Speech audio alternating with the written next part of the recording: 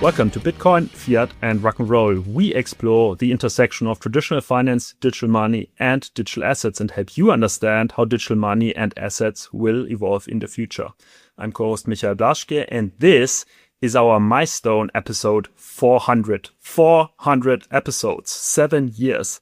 What started in 2019 as a German language podcast by Alex and myself, who really were genuinely fascinated by the intersection of money, tech, and institutions, has now become one of Europe's leading voices on institutional DLT, on digital currencies, and the architecture of money. Today, we mark that milestone, and we do it by looking back honestly and looking forward with conviction. So this is a rather special episode, really in two parts. In part one, we celebrate these 400 episodes. We look back at the road that brought us here, the moments that shaped this podcast and this industry, and what it actually took for a non-profit team with demanding full-time jobs to show up every single week for 7 years straight. In part two, we bring your BFRR at Point Zero Forum 2026. We were media partners of the Point Zero Forum this year in Zurich. Most of us spoke there, and we collected hot takes from some of the sharpest minds at the conference. You will hear their voices and ours on 3 questions about the Point Zero Forum. So, let me say hello to the team first. Manuel, Jonas, Stefan, Jonathan, great to have you with us. Hi all. Hello, hello. Great to be here. Let's celebrate. Who has the cake? Sadly without Great Alex, milestone. who's on holiday, but he sends greetings. Yeah, quick note on that. Alex is on summer holiday and sends his greetings to everyone listening. It's too bad we can't have him. All right, now, let us get into it. Yeah, let me share a few moments on structuring the first part. It's first about the 400 episodes milestone. All right, so generally, I think it's not just a milestone episode today, but also the episode where we have the most people present. So 5 people today. So that's definitely also an experiment. So I'm sure we'll go well, and we have a lot of different perspectives in there. And maybe to just a little bit set the scene, I think, Michael, you did very well the introduction where we stand. So it's, not just about celebrating us today, but also recap and have a look what happened on the market. Is 400 episodes, roughly 400 hours of content. So if you would start with the first podcast today and listen through all episodes, it would take you approximately 17 days. So quite a while to go until these episodes. It's never too late. So to all the new ones, do it. Start with episode 1 on Libra and then go to episode 2 on Libra and and all the way to 400.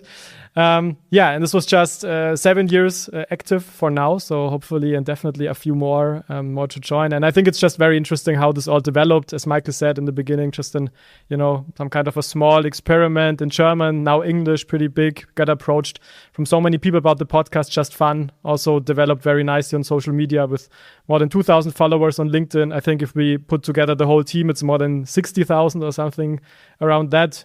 Telegram community with more than 240 people, and of course also on average 1.1 episodes per week. So we discussed this in the episodes before, when you listen previous episodes as well. I think there was not a single episode or a single week where we didn't have an episode. Even Alex out of hospital recorded a podcast. So this strike will never end, or should never end, guys. So yeah, we try to produce like a Swiss watch maybe here with some accuracy. We're even better than Duolingo. There you have a streak on ice. Yeah, we never used the streak on ice. And why 1.1? We used to have those Crypto Friday episodes where we also published Fridays.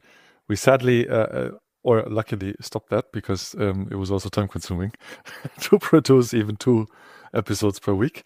But yeah, now since when? Couple of years, 3 years, 4 years, only weekly episodes on Sundays, which is enough. I'm realizing now just how much work this is. Yeah, often people often people are not seeing this. But yeah, it's also a lot of fun. And just to round this up, I mean, we had, as Manu said, the Crypto Fridays, or also the 5-minute Fridays, which we rebranded, which were probably 100 episodes out of this 400. And then we had the monthly news episodes, which is also always an episode that is very, very well perceived in terms of how many people download and listen and provide feedback to us. So that's really a success story itself. And then we have, of course, a lot of like normal episodes, let's say evergreen or catalog episodes, I think around 90. And then, of course, we also had like the episodes where the Stefan and Zulke supported, which, if we count correctly, were around 14. And then also the series with Jonathan at Tonic, which is 7. So just to give you a feeling, a quite diverse format. But when we look back, guys, like, what were your favorite guests? If we just briefly talk about that. I mean, 400 episodes, a lot of different guests from a lot of different fields. Maybe, if you could pick what would be the one key guest we had, or the conversation you liked most. I can start.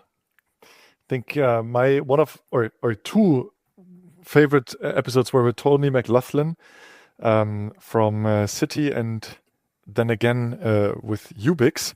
Those two, I think he came on 2 times. The last definitely on Ubix, where we also ran through the background of tokenized deposits and then how he ended up at Stablecoins and what is required from his perspective is this stablecoin clearing network. Fascinating episode to basically run through a practitioner's view on digital money out of banking into stablecoins. And then Rod Garrett, the digital money economist that is a professor at University of Santa Barbara, I think, in California, and then was an advisor to the BIS. And he ran also through his career that formed all 4 forms of digital money: retail CBDC, wholesale CBDC, tokenized deposits, and now also stablecoins, as he's working together with Tony McLaughlin. So from an institutional digital money perspective, those 2 for me stood out as the most interesting. And obviously also I interviewed those 2, so must have been the choice. Huh? Absolute bias here. Absolute bias. Yeah, but I agree. I also thought a lot about that, and we did the Ubix thing with Tony together, Manuel. And what I really liked about it, he just founded the startup, and for 50 minutes or so, he avoided to pitch the startup. For 50 minutes, he talked about the problem he will be solving, and in the last 10 minutes, Manuel and myself pitched his startup. And this is Tony is the best storyteller I know in the world. And kudos to him for this achievement, talking for 50 minutes about problems, not the solution. That was really cool. Maybe from my end, when it comes to these super cool key guests we managed to attract to the podcast, I must say that I really appreciated Fabian Scher's perspective. He even appeared twice here. He's a DeFi researcher at the University of Basel. And I mean, just having pursued a PhD myself, really always appreciate this academic perspective. So I must say in the crypto space for sure, but even in the institutional DLT landscape or community, there is quite some structuration missing. For example, which forms of digital money do exist? How are they integrated into the stack of TradFi? And I must say, Fabian Scher in particular, but academia in general, is really good in bringing some structure and neutral perspective into this messy debate. That's why I really enjoyed this one, although I didn't interview him. And when it comes to interviewing myself, I loved having and chasing Peter Großkopf, the CTO of Unity, because given I'm a technologist, I love having CTOs in the podcast. As this tech integration becomes an increasingly big challenge for TradFi adoption of blockchain. Yeah, and I think, again, fairly new kid on the block, but I've been listening to the show from day one, so also a little bit biased. I would put forward Dante Desparte, who was on the show 4 years ago, I think, if I remember right, Jonas, and then again just recently. Dante is just so articulate and knowledgeable, and I tease him, he's a quote machine. And then I'd also maybe put like Christian Catalini out there as one of the favorites, because he's just scary smart and has been involved in a lot of really interesting projects. And he threatened us to come back if we want, right? So this is also True. We'll take him up Jonathan, on. how do you become scary smart? I want to be that too. You have to ask Christian. For me, it was a little bit I think kind of, and this goes also a little bit in the next block I want to then discuss with you, like what kind of we will come to this later, like what the key moments were. And for me, was really episodes where we had like people from the European Central Bank with us, because that was also the moment, and the Commission as well, where, you see, okay, we are now taking very serious. So it's not just, these few folks who do a private podcast here, and maybe some crypto bros. No, it's really, we are in the center of all of these discussions. The stakeholders take us seriously, even sometimes come to our podcast, as one of the first, media to announce something or so. And this is really something that I appreciated a lot. So for me, it would have been probably the episode with Ulrich Binsal, which sticked most with me, but then also Jonathan very recently with Dante, also Christian Catalina, because I just like episodes, also Tristan Thoma, which are with a lot of energy. So where you have people on the other side, which are just so passionate that it's, the time is flying. So that were also all discussions and episodes that I remember the episode with a lot. Ulrich Binsal as well as to be very, very interesting. I remember that he only recently left the ECB, right? So he could talk quite openly, and then even also brought his idea of remuneration on stablecoins, which is definitely an idea that he likely would have not stated publicly or talked about and written about when he was still Director General Market Infrastructure and Payments at the ECB.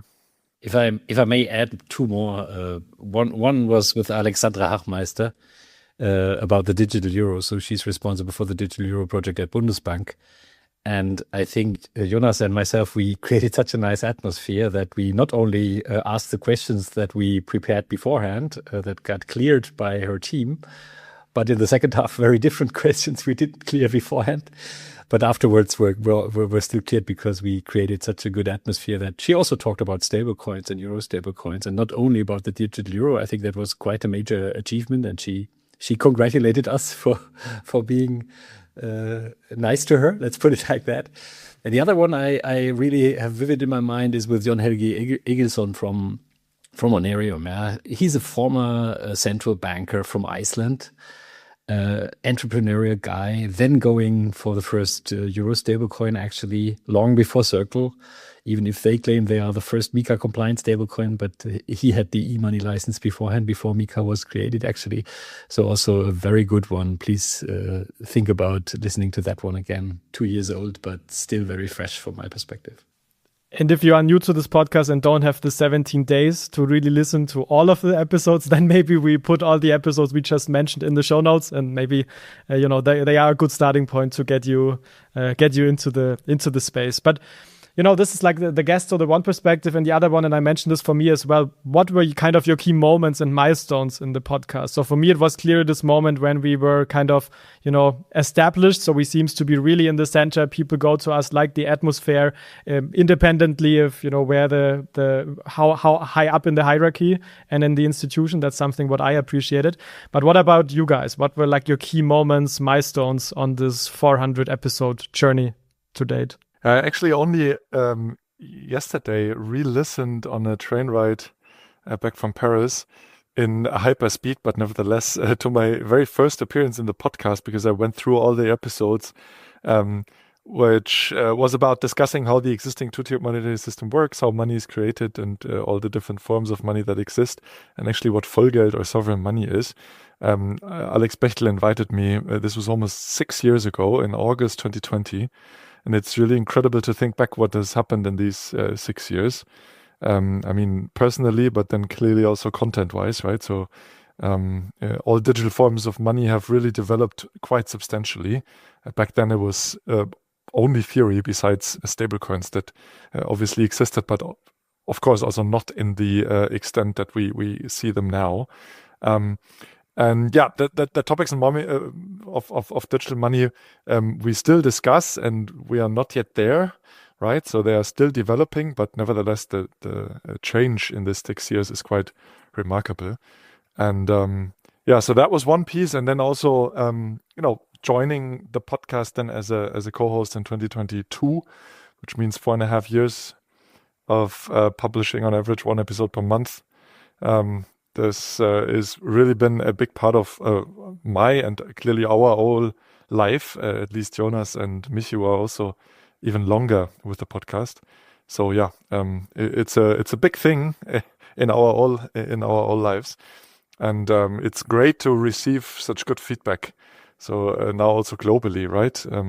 So on different episodes, but then also in general on the breadth of topics, but then also the deep expertise that is showcased here in all of the different formats with the guests, but also with our own contributions. So that keeps me continuing here in this podcast. Well, I can certainly add that, I am the new kid on the block, as far as the podcast goes, but I've actually been an avid listener of the show since the very, very beginning. Number one, because it started in really exactly along the same time frame as Libra, and I was an early joiner of Libra, so obviously lots of reasons to listen for that reason alone. But I don't know if you guys remember this, but back in that 2019 timeframe, prior to that, 2017, 2018, you could actually keep up with all the white papers and the developments and who was working on what projects, et cetera. Right? And suddenly it got to a point, in fact, I think this was highlighted in one of your podcasts, in one of the early ones, about it just wasn't possible anymore, right? I mean, just too much was happening all over. And so I was looking for a good source of information, found a bunch of really unserious people in YouTube pushing, pardon my French, shitcoins with, the pseudo trading jargon. Look at the inverted hammer candlestick pattern. This token's going to the moon, and all that crap that is still out there. And so we do our price predictions, though. Well, okay, and you do interesting bets. I'll give you that. But no, kudos to first Alex, who's sadly not here, and then the rest of the team as you joined on and on. But finally, there was a spot where it was taken seriously. It was very sober, academic, comprehensive analysis of what actually was happening. I mean, you really stood out from a quality standpoint, and still do, in my view. So congratulations to the team for keeping that quality so high. I'm still an avid listener. I vividly remember how I really carefully read through the Libra white paper. As you say, back then you really had the time. Today, not possible to read the papers of all these coins or new pilot projects of digital money. Yeah, I even have it at home. I think when I did some cleaning a few months back, I've even seen the white paper. So yeah, it really was the inspiration. So Jonathan, we basically talked about, you guys there, and I remember that you never gave us inside information. So I was a little bit sad because I really tried to get stuff out of you when you were with Libra. But well, I think it turned out pretty okay for us. Actually, that's a great point. That's a very funny little anecdote. That's how Jonas and I met. He was chasing me for information on Libra, and I kept saying no. So kept my mouth shut. Had an NDA signed. But that's how we end up being connected ultimately. And look, we've been working together for 4 years now. Maybe I put my 5 cents into the ring how I got part of this team. So it all started with a call from Manuel, I think, in March 24, when he said, "Hey, Stefan, we need some more crypto native view on things. You're a really smart guy, but by the way, we also need some money for production." So actually, you should be a sponsor, but we also want you personally. So that was quite an interesting introduction. And then he said, "Okay, we are Bitcoin, fiat, rock and roll." And I thought, okay, I'm more the Ethereum guy. I prefer stablecoins over fiat, and I'm listening to house music. How should I fit into that gang? But I'm here. I'm really enjoying it. Perfect fit. Sometimes in life you need to do compromises. So that's why I compromise. No, but fun part. It's always a pleasure to work in such a professional team. Nobody has really time for doing this, but still we somehow managed to do it. And I really had a good entrance because at the time I was doing my institutional DeFi project, asking different heads of digital assets from banks about how institutional stuff and DeFi can come together. And at the time, everybody was shaking their heads and said, it's even a misnomer. Institutional DeFi won't happen. Yeah. Now, 2.5 years later, I think, well, there was a point in doing that white paper. You could still download it, by the way.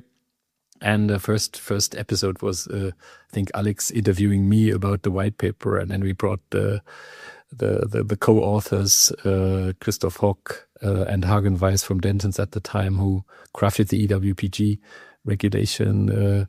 And we introduced that, and then I brought, I think, quite some cool regulated Web3 guys, among Peter Großkopf and Julian Grigor from Safe, Michael Svoboda from Liquidity, which is a ETH-backed, very interesting ETH-backed stablecoin. Not regulated, but still quite an interesting one. And many others. And then I also enjoyed that we considered switching to English. Actually, for Zuke, that was quite a thing, because we at the time went very global to Asia and stuff like that. And I had so much contact to English-speaking people going to Singapore FinTech Festival and stuff like that. So I said, guys, let's do this. We can bring in quite interesting people. Actually, I need to do that. And we discussed this for so long, and I'm really glad that finally we did it. But still, I promised I will bring people from Singapore, and I didn't. I think that's a big to do. But still, I think it helped us a lot to switch to English and fully agree. Create far more reach. Yeah, guys, it took a major motivational speech from my end at Alex Place to finally push this through. Yeah, I'm glad we did it. Even though we might have lost some of our dear listeners that really want to listen to German, it's fully understandable. But the breadth of feedback that I've received from all over the world, this is just fantastic, right? So it's amazing where we have you listeners coming from. And that's obviously only possible when switching to English. Bearing with our German accent. Now, Jonathan at least is here and gives us a bit more international flair. But one thing I still wanted to mention, which was very new to me after 3 or 4 episodes, I went to Switzerland to a small blockchain event, or I don't know even what that was. And at the same break, 3 people from Switzerland came along and talked to me as if we knew each other for years, because they were listening to the podcast. When I thought, okay, that's how rock stars must feel every day when they walk across the street. So we need to go to very specialized conferences to have that rock star feeling. But at least that was quite a strange feeling that people I never saw in life seem to know me quite well. and now you know why it's called Bitcoin, Fiat, and rock and roll. Yeah, exactly. You have groupies now. And I have to say, shout out to, I don't know who made the decision, must have been early on, but I love the intro music. I've told this to Alex as well in the past. Kudos to Alex. It is the best intro music. Yeah. And really from the first episode, right? I really listened to it. So 7 years, the choice has been made, never changed. Yeah, our corporate identity is pretty consistent. Yeah. So who's playing the guitar on that? Is that one of you guys or Alex? Or? I don't know. Don't ask. You will never. It's a secret. It's a secret. Oh, okay. Yeah, let me also share a few moments from this journey that stand out to me. First one, of course, we launched in 2019 as a purely German language show. And at that point, the institutional DLT space really was a frontier, the Wild West, not for everyone, certainly not for TradFi. Which then contributed to the death of Libra. Yeah, almost no one in TradFi, at least in the DACH region, was talking about digital currencies publicly. And yeah, we decided, or Alex decided to change that, 1 episode per week ever since then. Then by early 2021, we hit episode 100. And at that point, we had already built a core audience of professionals in banking, fintech, consulting, and central banking. So really the white collar community in or behind blockchain who were using our show to stay current. Yeah. And then around episodes 200 to 250, I'd say the thematic landscape really shifted quite a lot. So we went from explaining what a CBDC is to dissecting the design choices of the digital euro investigation phase. We started covering MiCA in real time, and we were tracking the first live tokenized bond issuances by major financial institutions. And then, as we said, there was the transition to English, which was big, which was not easy for us.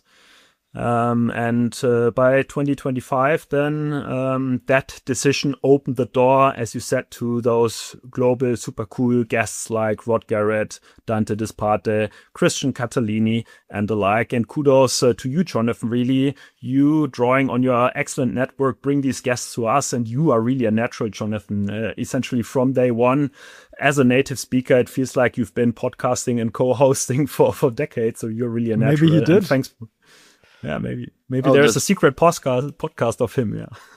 Maybe. No, that's very sweet of you to say. It's been a really interesting journey, and like I say, I have so much more appreciation for all the work you guys have been doing all these years. Right, 400 episodes. That is amazing. Is now I'm sitting on the other end, not just listening to a podcast, but actually realizing all the effort and the work and the time that goes into this. And just to be clear to everybody, this isn't necessarily a money-making venture for these gentlemen, right? This is a labor of love. So kudos to you guys for carrying the torch for so long, and thanks to Jonas for also being my co-host on the digital money interview series that we are trying to do to kind of tap into a lot of the people that I've worked with in the past. But good to have somebody helping me along in these early first steps.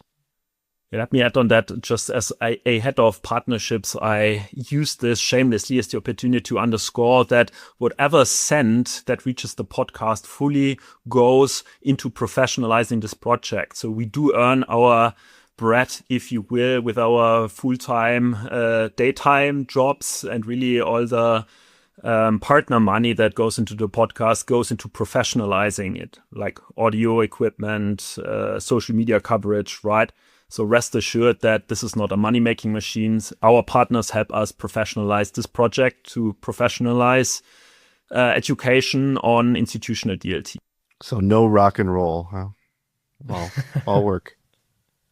All work, exactly. But maybe to kind of wrap this review and celebration a little bit up, and let's maybe also honestly reflect a little bit on how the market developed, because as you mentioned, there happened so much in the last 7 years. It's just crazy. I mean, we talk about this in so many episodes, so we don't need to do this today. But what I would be very keen to understand is what the change, kind of for you, or, was there something maybe what you said 7 years ago, which now is completely wrong, or, not about, of course, telling everybody how, how great one is with the forecast, but just honestly to see, did the market head in the direction that you initially anticipated or not? Would really love to understand that, because I think that's very interesting for the new listeners as well, right? To see, was this path clear, or was it maybe not where we are today? Well, I can maybe jump in straight away. So I've been in the space for a very long time, the blockchain space, and I remember writing this piece for back then Payment and Banking in 2018, like well before Libra started. I think JPMC coin was just starting, right? There's just early days, and right, the big tagline was everything that can be tokenized will be tokenized. And at every show I went to, it was all about the institutions are coming, the institutions are coming. And if I look today, okay, directionally that was correct. It just took a very long time to get here. And I think a lot longer than most people anticipated and expected and candidly hoped. And so I kind of take that with me a little bit of the lens of when big announcements like this week, the big announcement happened with OpenUSD and 140 companies joining, really an amazing, probably a watershed moment on the one hand. On the other hand, I know firsthand from, being at Libra, the hard part is just starting now, right? Figuring out governance, figuring out how do you share economics amongst all these players that in many cases are competitors. What are the regulators going to say, et cetera, et cetera. So I think the lesson for me is it takes just a lot longer than we all hope and anticipate. And I guess this holds probably for all of us. I remember also Manu, us, kind of being very philosophical in the beginning. When is this adopted? And, and when will this take place? And I mean, I don't know, maybe add the factor of 3 to all of that, and then you may be somehow realistic after 7 years. And that's something that people who are new to the space always forget, like how long it just takes.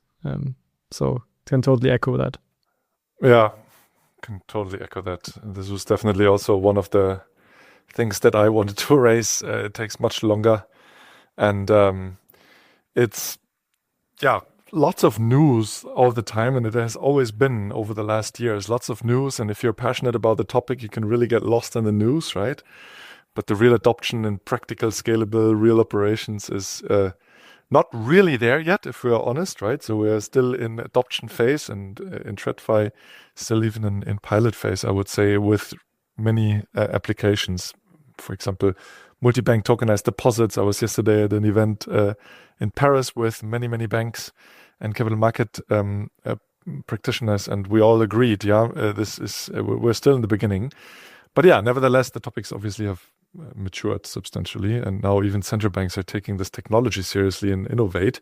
And I remember also back a couple of news episodes, I mean, this is now years back, where this was a major update to us, right? That now central banks are really taking this seriously, and they are starting to really look into this. And I mean, now it's everywhere. So it's definitely impressive what has happened over the last 6 years, but yeah, much slower than anticipated.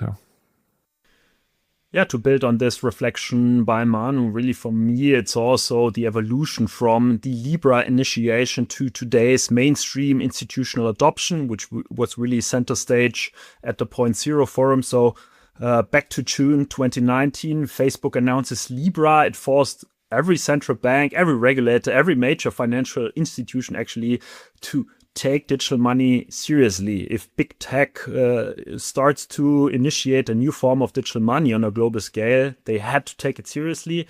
So overnight, the conversation really went from, it's an interesting research topic, this crypto stuff, to really an existential strategic question. And when we launched this podcast, that is the energy, or was the energy we were responding to. And now fast forward, we had 2020 to 21 with the CBDC wave. We had 2021 to 2022, during which Libra became Diem, and then Diem died. We had 2023 to 2024, which was kind of a building phase, really. And now fast forward to today, at which mainstream institutional adoption is a fact. You can no longer deny that MiCA is live. The Genius Act is shaping the US stablecoin framework. The ECB is at least in its preparation phase for the digital euro. Every major custodian, every tier one bank, every significant asset manager has a tokenization strategy by now in place.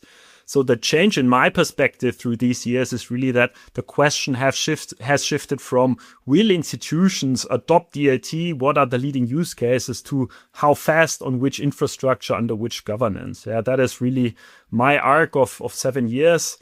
Yeah, and we're here for all of it. Yeah, so we are not the spectators, as we really work also in the institutional DLT space. We are participants, we are analysts, and we are connectors of people who are building this new infrastructure here at BFRR. Yeah, maybe if I add some things, I'm not sure if the podcast shaped that or my other work around the whole topic, but there are so many myths that got proven wrong. For example, that tokenization makes asset classes liquid by magic or so. And still some students of Frankfurt School Blockchain Center think the same way as we did in 2018 or so. I think we really need to tidy up some of these myths still.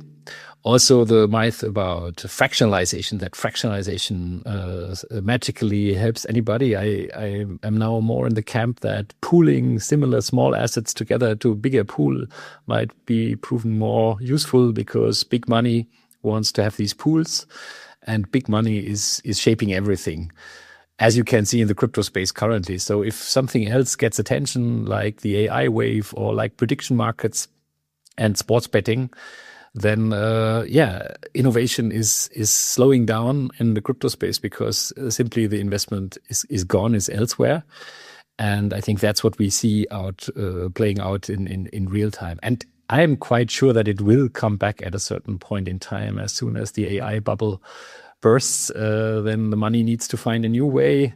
And actually, I recently listened to someone who said, okay, actually in crypto, we are far ahead of AI because we had the ups and downs already behind us. I think the down of the AI hype is ahead of us when everybody now runs local LLMs. Let's see what that does to the high stock expectations with OpenAI and Anthropic, despite them being fantastic companies. That's my lesson, that I'm far more exposed to prices with this topic than I want to. It's so crazy that many times I thought, please don't let Bitcoin crash, because I'm on a good track now. And then it happened 2 months later, and I couldn't avoid being hit by that one way or the other. And that's really a recurring story every 4 years. And I think what really stood out to me is also with this podcast, obviously we want to inform as objective as possible about all these development. Michi, what you mentioned on crypto, DeFi, stablecoins, CBDC, institutional blockchain, tokenization, whatsoever. But I also think that when we made our forecast, like each of the years, we were pretty good. So, I mean, I had the feeling that directionally we were pretty much right with where we thought the space was heading. I mean, maybe not with the timing. We already mentioned that. And of course, not with every single detail, but with a rough direction of travel, I think this was really the case. I mean, where we honestly completely messed it up are our horrible Bitcoin price predictions, but that's, I think, more a fun game, and I'm always the worst. We still owe some guys some beer, yeah, right? I will never forget that. So we really have to settle that. Yes. I will pay the beer this year. I will pay the beer. I predicted Bitcoin at 200,000. Well, let's see. Still only half the year gone. Yeah, yeah, the year's not out yet. There's hope is the last to die. Huh? Who knows what happens? But yeah, like, fun aside, like I think really we were pretty well with the direction of travel where this is heading. Where some of the Crypto Bros podcasts were a little bit, I don't know, seeing some trends maybe not that we have been seeing. So yeah, I think that was really really interesting to see. And yeah, I think of course this is 400 episodes, so quite some episodes, 17 days, but I'm sure there is still a lot ahead. So let's also, Manuel, talk about what's now coming next for the podcast. So for the next 400 episodes. Yeah, we definitely stay committed to bringing interesting industry experts and leaders and their views, and clearly also our podcast hosts' views to the show. And we still believe we want to be, and we are, a credible source when it comes to the adoption of these new technologies in traditional finance, but clearly also as a unbiased overview of what is happening in the crypto and DeFi space. And where our dear listeners also find this unbiased view about all this.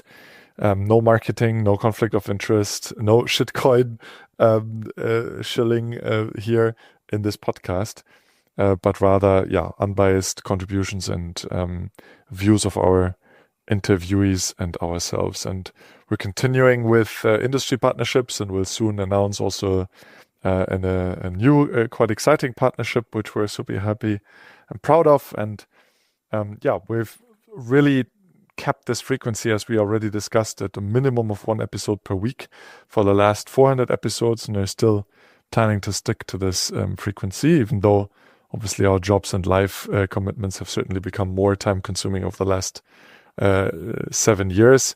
Needless to say, Alex predominantly with his newborn, where he clearly has to shift priorities now in the first year to this new offspring in his family. And the switch to English, I think, made us lose some of our dear listeners, but we still believe switching into English was an important step to widen the scope of our listeners. And really, as mentioned, it's amazing to see and hear that you, dear listeners, really sit around the world. We heard, so I personally heard from listeners in Japan, Hong Kong, Singapore, Middle East, clearly all over Europe, and then of course USA and some Latin American countries like Brazil and Mexico. This is what I remember. UK, obviously, quite a lot. So dear listeners, if you hear this and come from anywhere we wouldn't expect, please do reach out to us via email and LinkedIn. This would be a great milestone gift for the 400 episodes. We would love to hear back from you. And last but not least, we're still growing, obviously, out our listener space. So your recommendations and ratings on podcast apps help us a lot in that. So if you want to support us today in this very special occasion of the 400th episode, then please take the 10 seconds and give us a 5-star rating, maybe even a nice commentary on your favorite podcast player. I suggest we should monitor that and then maybe bring the best new comments that we received to the next episode. So that would help us a lot, and also be a great gift to us all if you spend some time and let us know where you come from and what you like about this podcast. All right, let us move into part 2, BFRR at Point Zero Forum 2026. So this year, for the first time, BFRR was an official media partner of Point Zero Forum in Zurich. Point Zero Forum is where global finance, technology, and policy converge. So, beauty of that event, besides the prime location in Zurich itself, although it was pretty hot, is that really three communities come together, that is finance, tech, and policy. Yeah, most of us on this team were there in person. Several of us spoke on stage or participated in roundtables, and we had microphones in the corridors. So we collected hot takes from roughly 15 guests and speakers at Point Zero Forum, all structured around the same 3 questions. For each question, we will first share our own impressions from the conference, and then you will hear the voices of the people we interviewed on site. So let me connect these Point Zero Forum conversations to the bigger picture. The conversations in Zurich were really about interoperability standards, about governance of cross-border settlement layers, about whether stablecoins complement or compete with alternative forms of digital money, about who writes the rules for programmable money. And this is a fundamentally different conversation, as we just learned in our look back. So different conversations that the one we were having 5 or even 7 years ago. So the 3 questions we asked our interviewees which we ask for hot takes or snippets, really are designed to surface exactly this. The first one is, in one sentence, what is the most important idea you heard at this conference? So this question forces people to prioritize. So when you have 3 days of panels on AI governance and stablecoin regulation, tokenized treasury, all these topics, what actually rises to the top. Yeah, that's why we asked the question. And what I noticed at Point Zero Forum this year is that the answers increasingly center not on technology, but on governance and coordination. So the governance may now be the bottleneck. So gentlemen, what would be your response to that question number 1? Yeah, so what stood out for me was that the BIS next to the ECB really sharpens again their negative tone against stablecoins, and they're really advocating for interoperable tokenized deposits with wholesale CBDC as a settlement asset predominantly under the Agora framework that the BIS is driving forward with 7 central banks, 40 plus financial institutions, and the IIF. While I honestly fully support the Agora project, and I think it makes sense to have this table where all the players sit together and design a completely new infrastructure, we have to face the reality that this will take quite a long time to operationalize and to get all the integration into the banks done, to get the legal agreement, to get the governance for such a global setup, right? And therefore, stablecoins are real. And I still wonder whether it's the right way to, advocate against them, or whether it would be better to really try to foster harmonized global regulation and face the reality that this form of money will not go away, and see where it really makes sense to implement, right? I don't think stablecoins are going to be used for all the different payment use cases, but let's try to find jointly in the industry where they might help to move funds and money easier and more efficiently. So that was one important idea or important takeaway. And the other piece on my panel was really that, tokenized deposits issued by one bank for very concrete use cases in capital markets work well, right? And JP Morgan is clearly also spearheading this developments with their BDAs, but then also JP Morgan Coin on some public chains. But here there was Sebastian van Kampenhout from Euroclear that explained well that he, or better to say, the Euroclear bank also provided tokenized deposit on Euroclear, where the clients of Euroclear platform can use it. And clearly there is no need for multi-bank settlement because those banks hold nostros with Euroclear Bank at the moment already.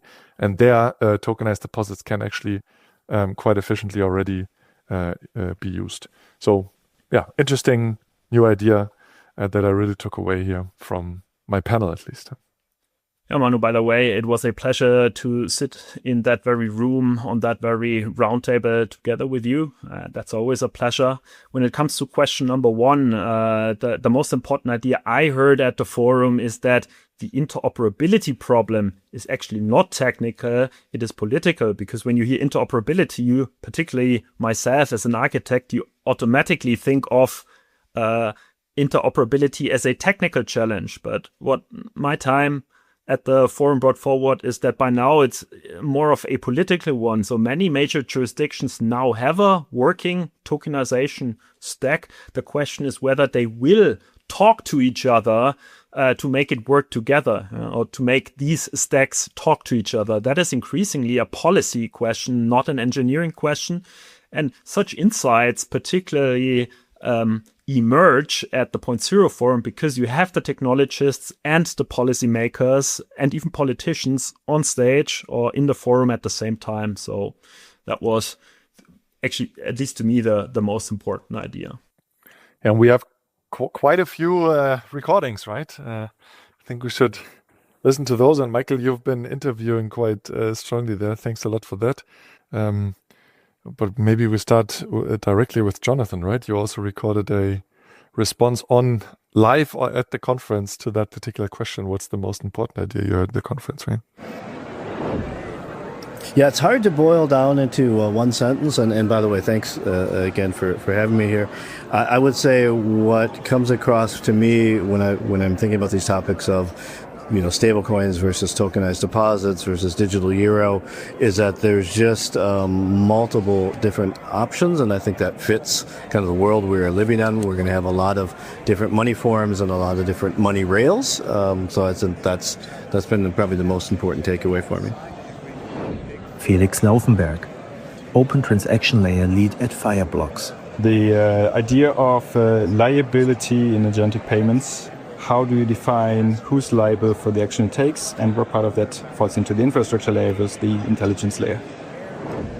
Matthias Wiss, CEO at Obligate. Ooh, that's a good question. So as I told you, I recently arrived. I'm speaking at the panel soon, but I think one of the ideas is definitely, there's a differentiation in the hot topic, which is called real world assets, right? Finally, people are focusing on this in terms of really tokenized deposits, cash management, security is what we're doing. So I think these are sort of the trends that people are now really focusing on the details of real world assets and not just treating it like one big category. Dirk Emminger, Managing Director at FCTB. I would say thank you for having me. In one sense, quite hard, but what I generally like here is that people from Asia here tell me that in Asia it's all about scale, and I like the idea that we should focus on scaling ideas, not that we focus only on having each and every one comfortable, regulation, customers, yada, yada, yada. So scale. Chris Brupacher, CEO at SAS Security Agent Services. I think there is not a single idea. What really makes me optimistic is that there are a lot of people here to connect. I think the networking activity has never been higher at Point Zero Forum and that the conferences have been lately. People are really looking to connect, and that's the relevant thing for the on-chain economy. It's a question of connectivity of complementary services. Anna-Sophie Gogel, Vice Chairwoman, Digital Euro Association. The most important thing I heard, and which I agreed to, is that regulation shouldn't stop innovation, neither in the public sector nor in the private sector. Jos Höhner, Board Member at TIM.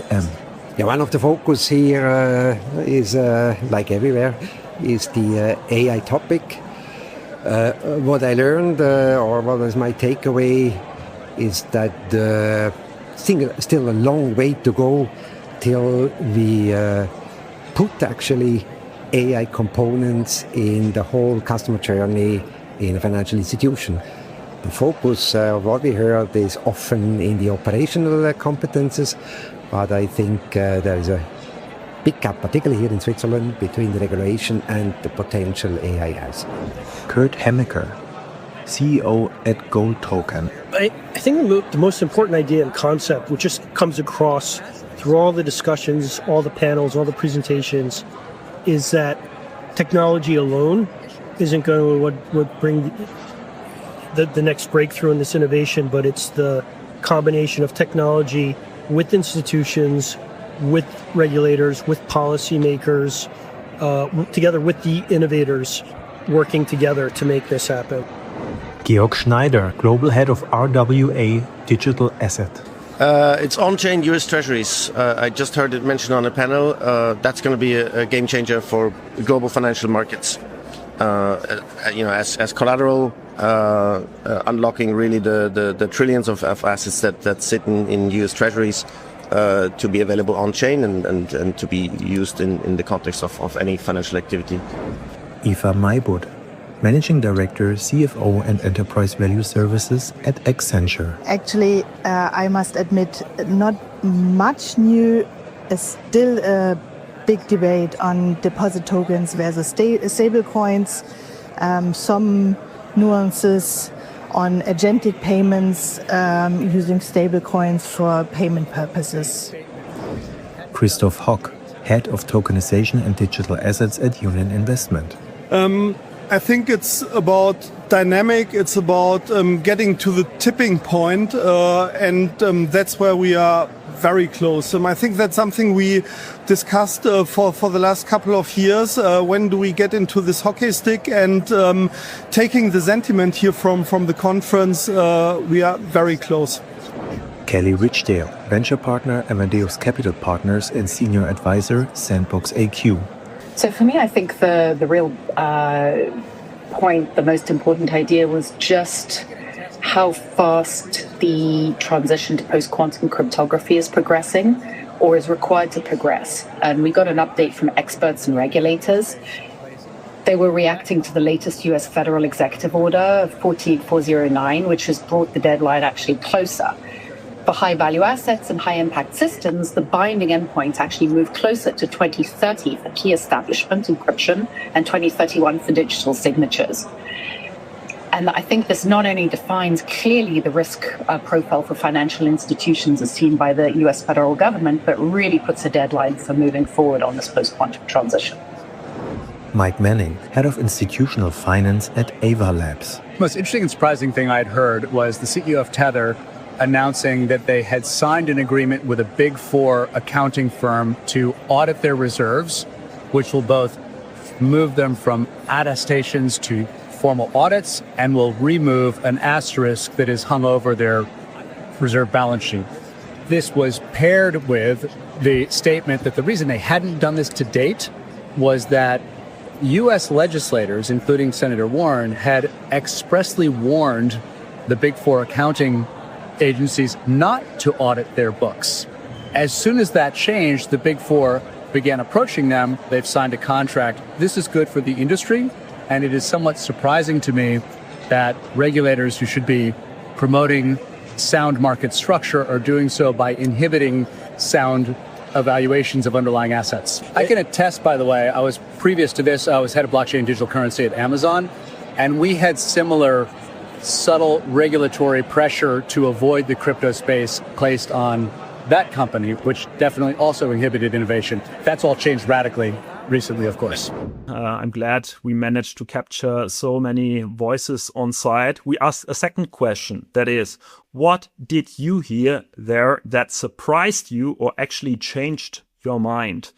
So I think this is the hardest one to answer honestly. I feel in our space, people rarely admit that something shifted their thinking, but the best conversations at the forum managed to get this out in a conversation. And for me, the surprise was how openly some central bankers are now acknowledging that stablecoins may have won the race for cross-border retail payments and that the institutional response needs to accommodate them rather than fight them really. Yeah, so that is a shift from even 12 months ago.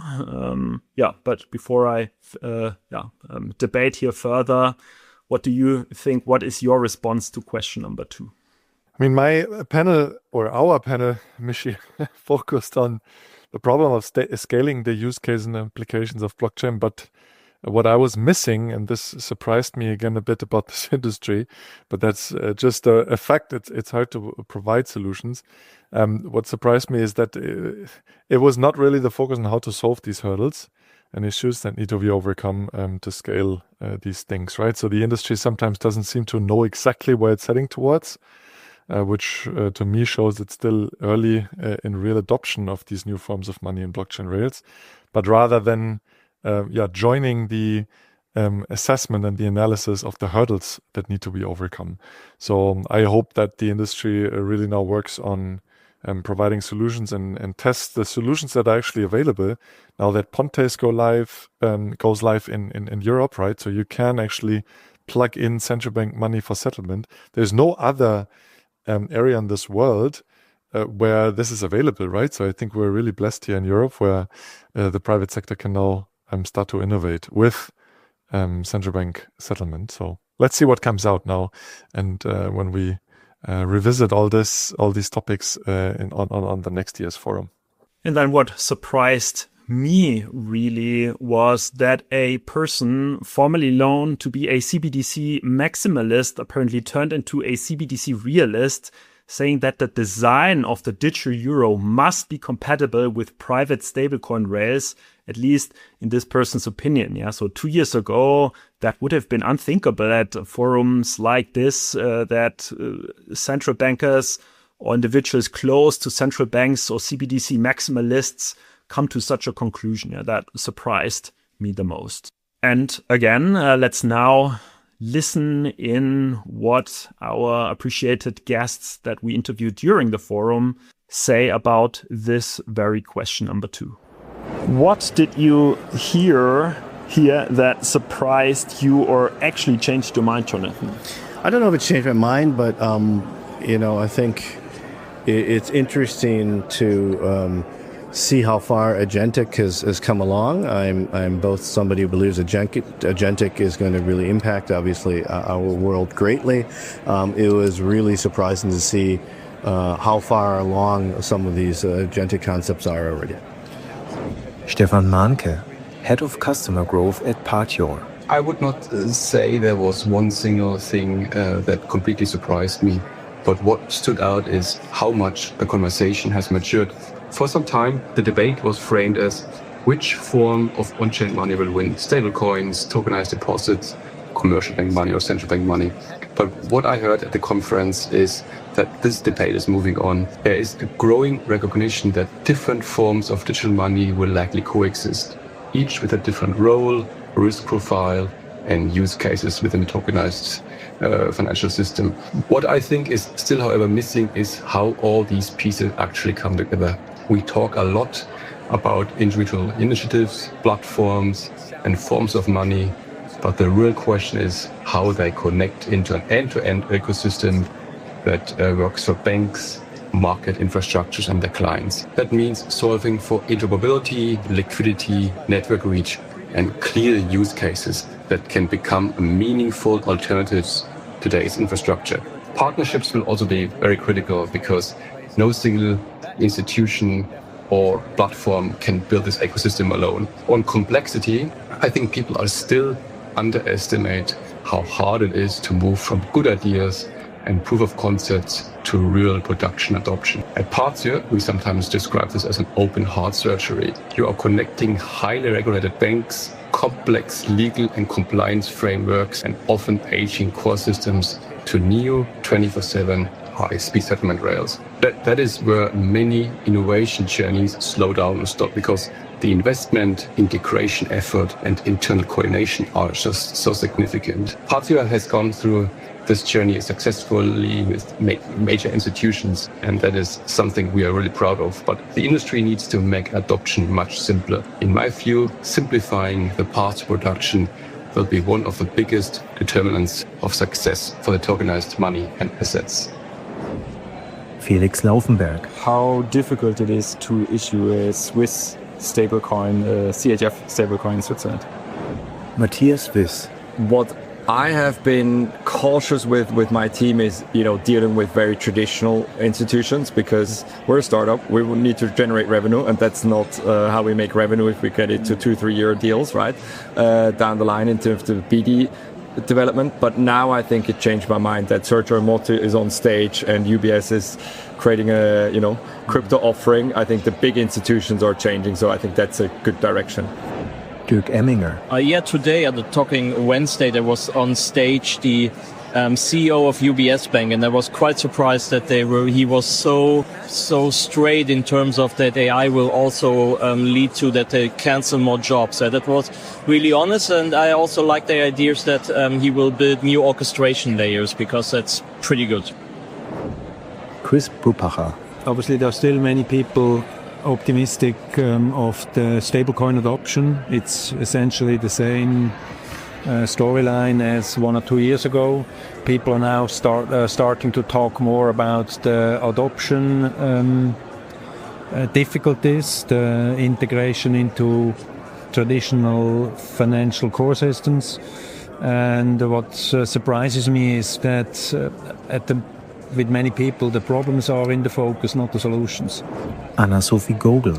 I guess it's not changed my mind, but I was happy to hear that the ECB is looking into Apia with Project Agora in mind, so that they are not building a single infrastructure for Europe, but that they are still looking into the international exchange topics.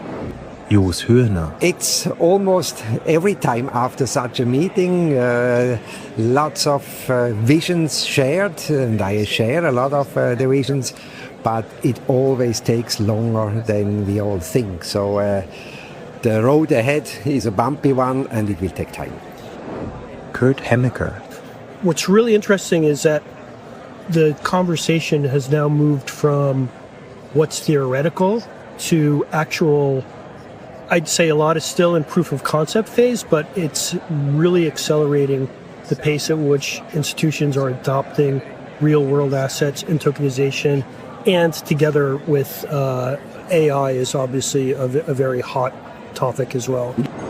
Georg Schneider. What surprised me is that really the large organizations have shifted in focus from experimentation to actually execution, and they're all getting ready to operationalize these digital assets and the operating models behind them, and really getting ready to scale this up. Eva Maibut. Actually, 2 quotes. One from Augustin Carstens, the former governor of the BIS and now advisory board member of UBS. He admitted that stablecoins has a relevance and give certain benefits to the industry. And what also surprised me, Andrea Mechler with her analysis on who provides credit to the market, which is actually increasingly non-banks, which means that the role of the bank, the commercial bank, is really reduced to providing currency to the market, which I thought is rather not the role of a commercial bank. Christoph Hock. So from my perspective, and this shouldn't sound arrogant, nothing really brand new. I guess as Union Investment we are for about 10 years on the DLT topic, and we are one of the asset managers being really active in this space, and therefore not really a surprise but a confirmation that we are really on the right track, helping to support reshaping financial market industry, and at the end we are a service provider to our investors, and what we want to achieve is an even better environment for our customers, and that's why I got confirmation that we as Union Investment we are exactly on the right path.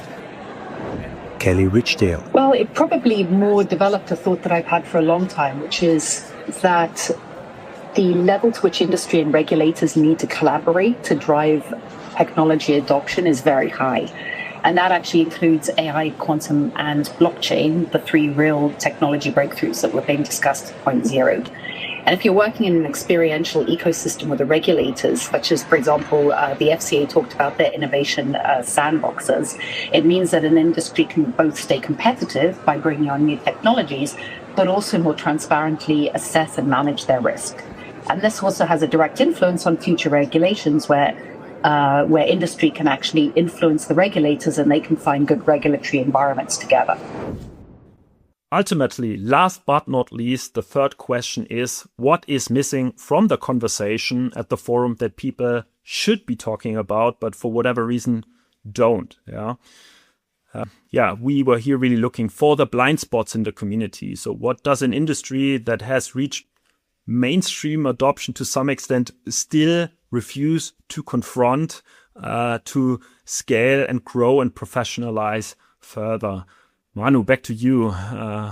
What's missing from the conversation? Yeah, I mean, I feel a bit like a pessimist or maybe a realist here with my contributions, but at least the panels and roundtables that I participated were still missing when it comes to, tokenization of money, but then also real world assets, the real economic use cases or the real use cases that can be scaled up, right? So many of the discussions have still been rather conceptual, especially on tokenizing deposits and money, but not about solving very concrete problems for corporates or also for financial market participants, right? So I'm really looking forward now to the adoption of the solutions that are in the market and to see which benefits they create, and very concrete benefits that can then be discussed in the next year. And when you're asking me, what is missing to me is a more intense and more honest conversation about monetary sovereignty in a world of increasingly growing dollar-denominated stablecoins. So yes, of course, there is a conversation in the space, but in my opinion, I was surprised, or I think people should be discussing it more intense and more honest. So Europe has MiCA, Europe is building the digital euro, but the majority of stablecoin volume, the major part, I think it's 97 to 99%, depending on which numbers you look for, is still dollar-based, still US governed, and still settling on infrastructure that European institutions do not control.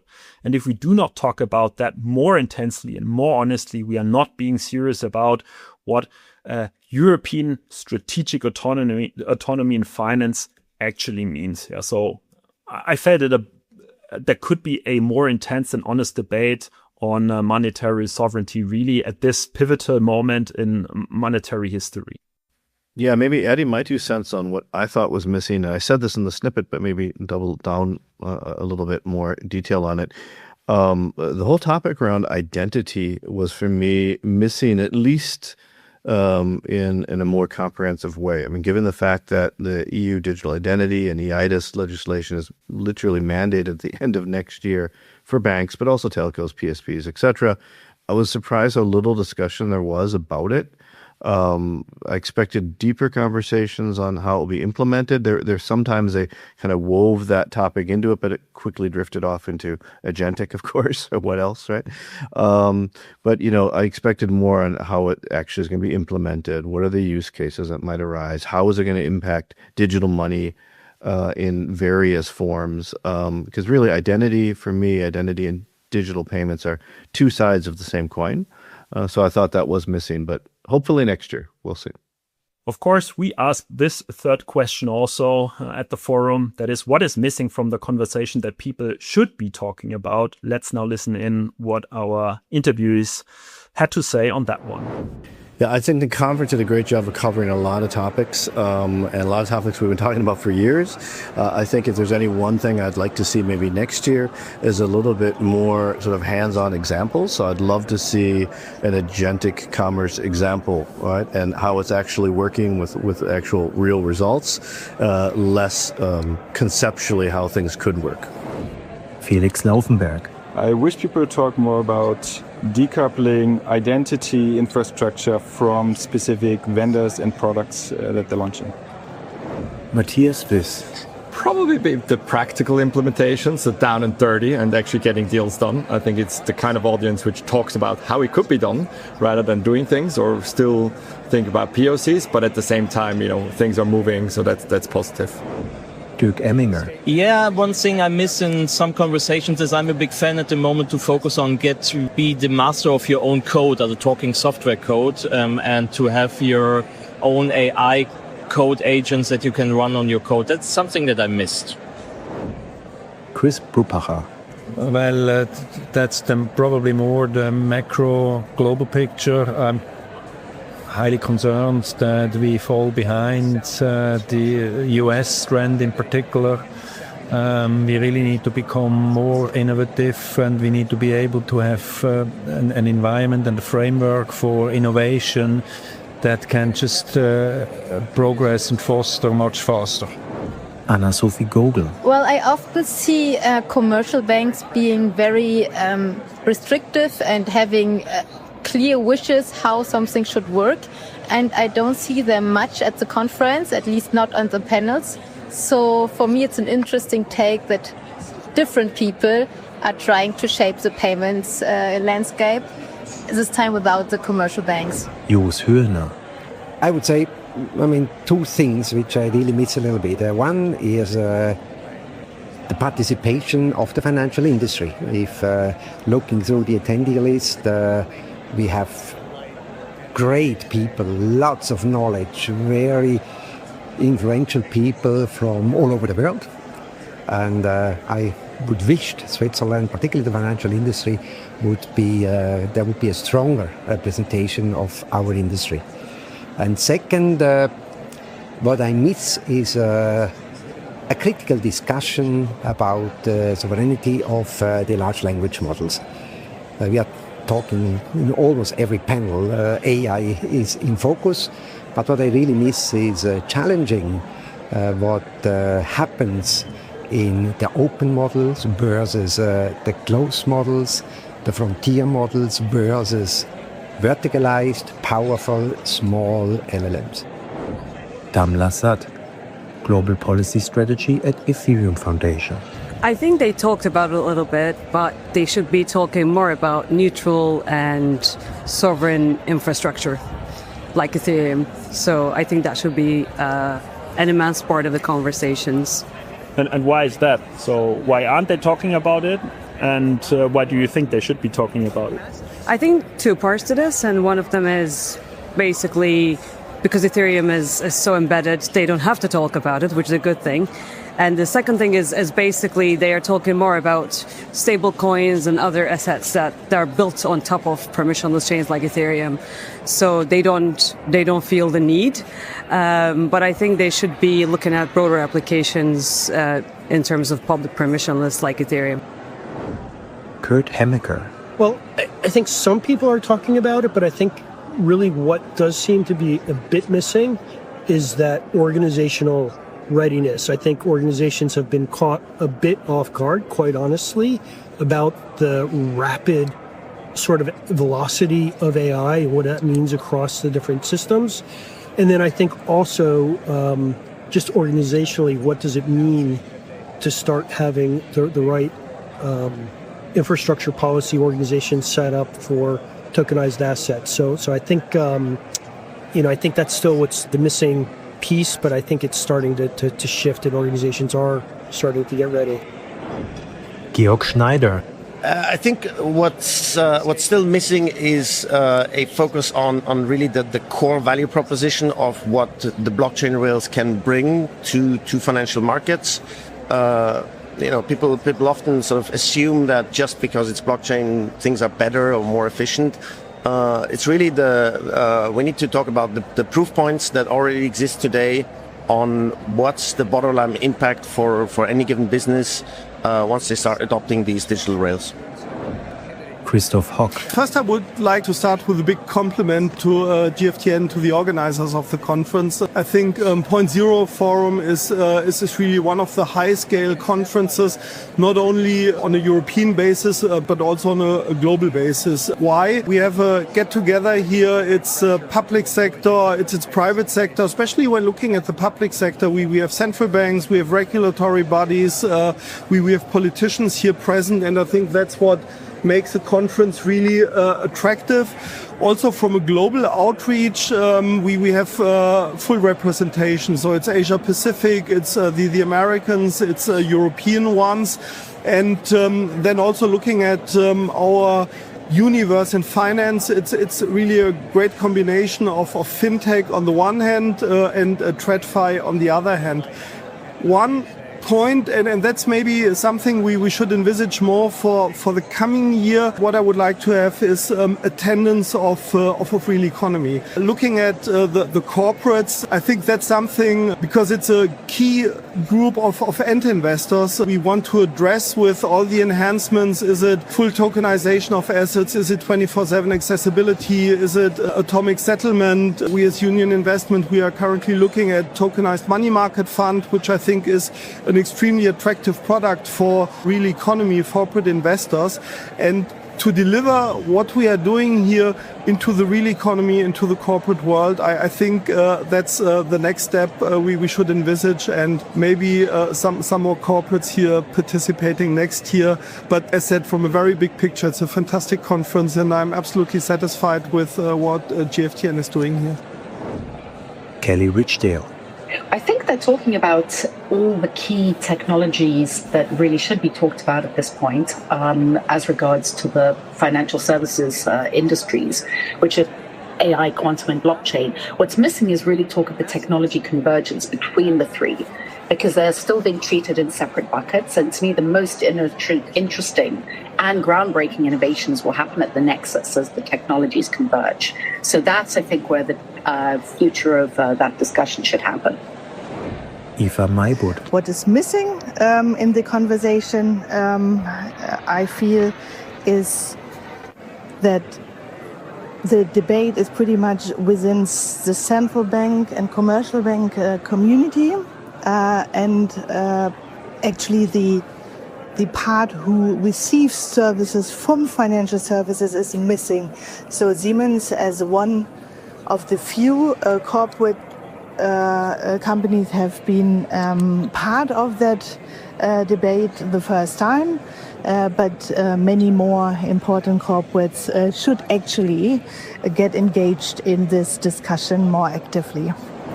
Mike Manning. I think this is not what they're not talking about, but I think they're talking about it in the wrong way, which is the competition between tokenized bank deposits and stablecoins.